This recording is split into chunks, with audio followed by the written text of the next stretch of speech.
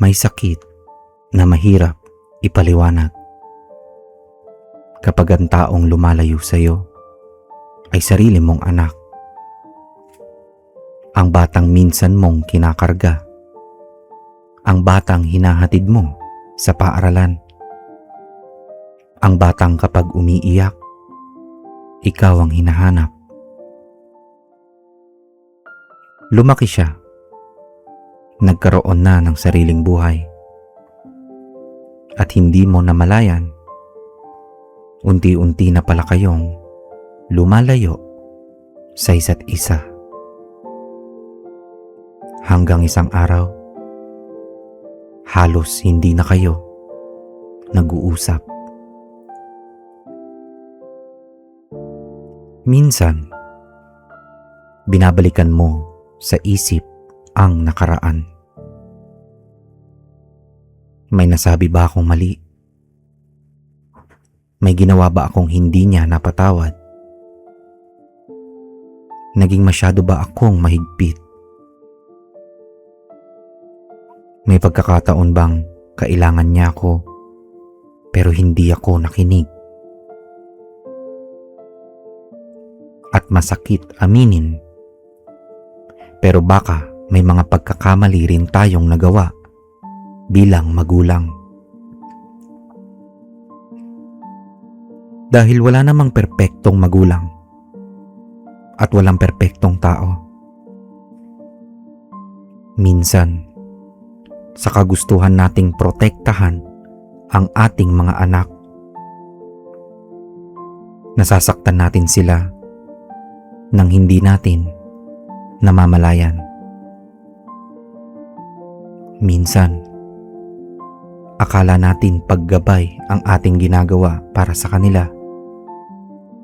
Pero sa kanilang mga mata, pakiramdam nila ay hindi natin sila pinakikinggan.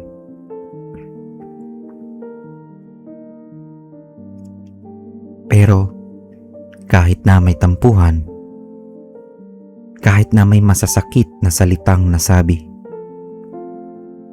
kahit na matagal nang walang komunikasyon, anak mo pa rin siya. Kapag birthday niya, naaalala mo. Kapag may magandang nangyayari sa buhay mo, gusto mo pa ring ikwento sa kanya. Kapag may sakit ka, baka lihim mong hinihiling na sana naroon siya. At tuwing nakikita mo ang ibang pamilyang magkakasama, may bahagi ng puso mong nagtatanong, Lord, magkakaayos pa kaya kami?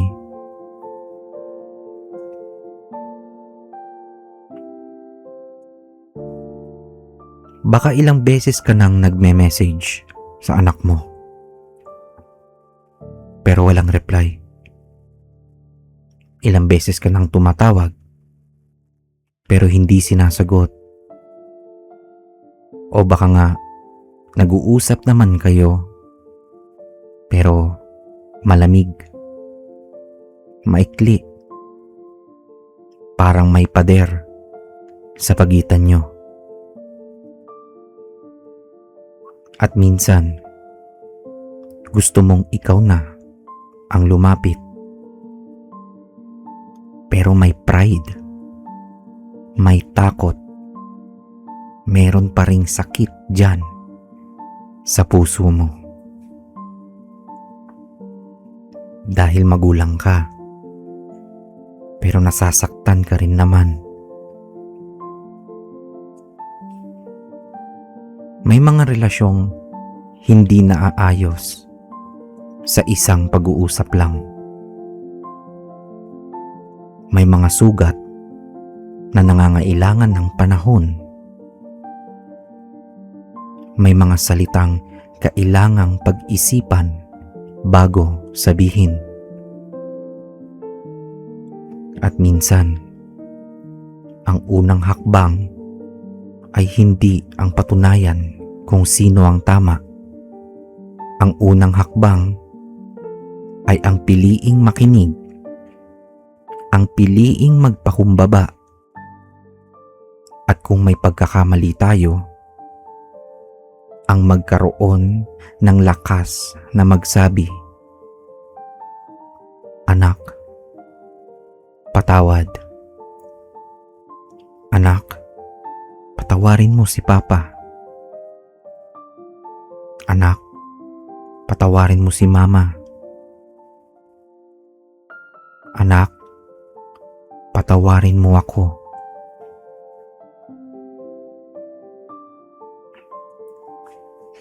Alam nyo, no, sa aking mga manonood at sa mga nakikinig,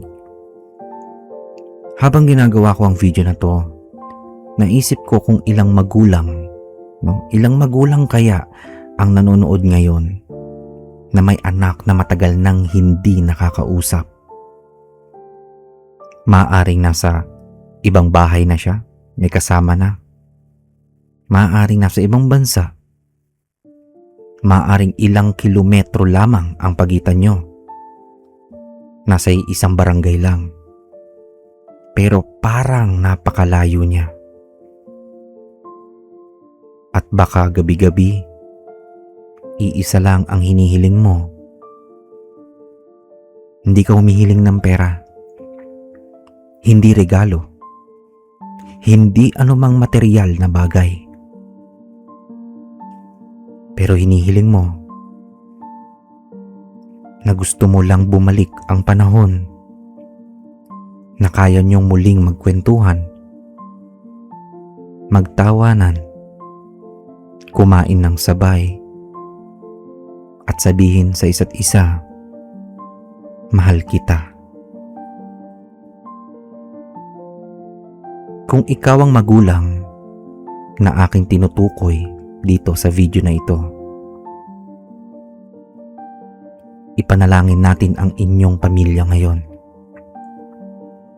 Pero kasabay ng panalangin, huwag nating isara ang pinto sa pakikipag-usap, sa pakikipag-ayos.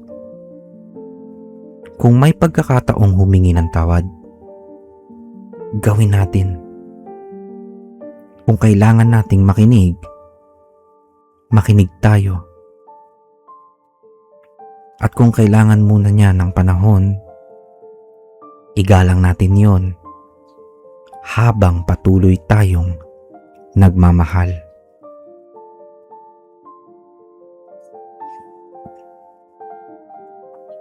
Sa Malakay chapter 4 verse 6 ay mababasa natin ang tungkol sa pagbabalik ng puso ng mga ama sa kanilang mga anak at ng puso ng mga anak sa kanilang mga magulang.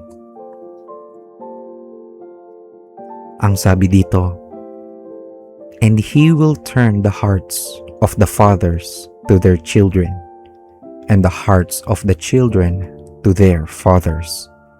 Otherwise, I will come and strike the land with a curse." Magandang larawan. Napakagandang larawan ito. Isang pamilyang dating magkakalayo, unti-unting nagkakalapit muli. At iyon ang hihilingin natin ngayon. Hindi pilitan, hindi sisihan, kundi pagpapatawad, pag-unawa, at tunay na pagkakasundo. Ngayon naman, gusto kong mag-alay ng isang panalangin para sa mga magulang na matagal na nilang hindi nakakausap ang kanilang mga anak. Maaaring may problema sila, may hindi pagkakaunawaan, may hindi pagkakasundo, o kahit ano pa.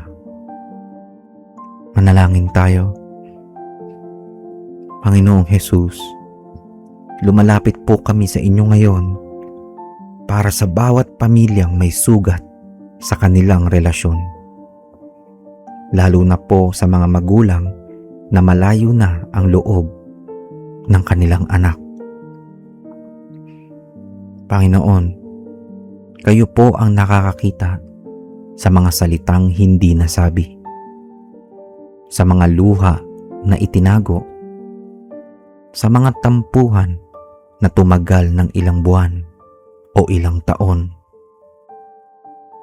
Kung may galit po sa kanilang puso, palambutin niyo to. Kung meron naman pong sama ng loob, tulungan niyo silang unti-unting makapagpatawad. Kung may pagkakamaling nagawa ang mga magulang, bigyan niyo siya ng pagpapakumbabang humingi ng tawad. At kung ang anak naman ang may dalang galit at sakit, bigyan niyo siya ng pagkakataong marinig, maunawaan at maipahayag ang kanyang nararamdaman.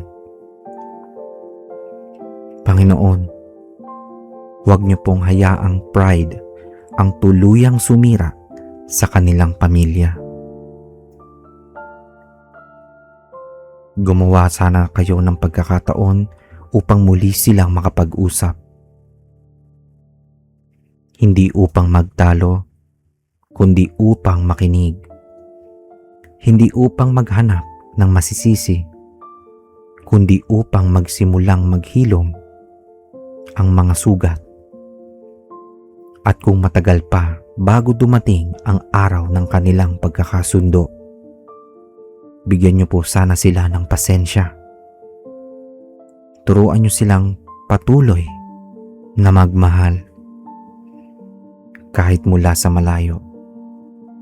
Panginoon, dalangin naming dumating ang araw na ang magulang na umiiyak ngayon ay mayakap muli ang kanyang anak, na ang tahanang naging tahimik ay mapuno muli ng kwentuhan at tawanan, at ang pamilyang minsang nagkawatak-watak ay makahanap ng bagong simula. Panginoon, nais ko ding isama sa aking panalangin si Mariza Kawinian. Siya po ay nag-comment sa isa sa mga videos ko dito sa YouTube. Tulungan niyo po sana siyang makaahon sa utang. Siya po ay si Maria Irita Kawinian.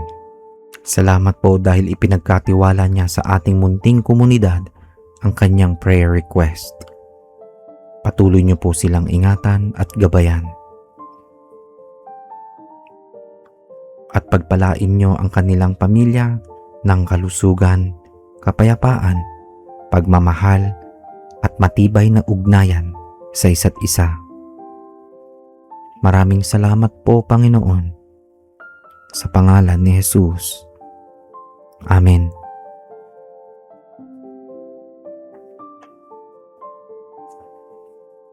Maraming salamat sa inyong pagsama sa ating panalangin ngayon.